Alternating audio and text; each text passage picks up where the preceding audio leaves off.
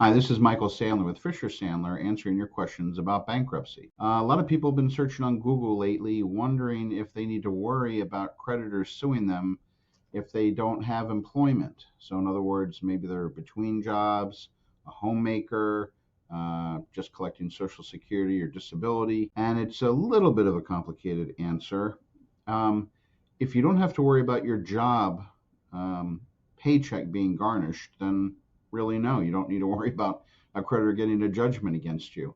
But if you're between jobs and you're going to have a job, then eventually they may track down that employer and start garnishing 25% of your pay. But paychecks are not the only things that are garnished. Creditors can also garnish your bank account. So even though your Social Security funds might be exempt or your military disability pay might be exempt, that doesn't necessarily stop the creditor from freezing your account and having the money sent to the court. And then you have to take the day and show up in court and present evidence to the judge that the funds are exempt so that they can be turned back over to you. And in the meantime, your funds have been frozen for 1 or 2 or 3 months. And how are you making your car payment? And how are you paying your rent? It can be a big problem, even if the creditor isn't entitled to the money.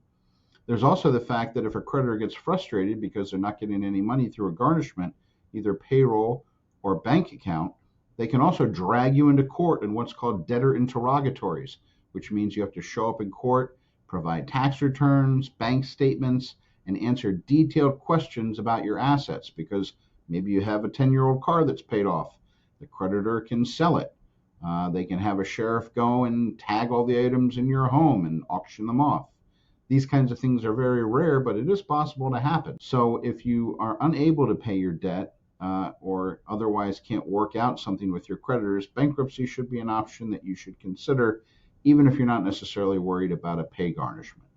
If you have any questions about your particular situation, please give us a call or shoot us an email.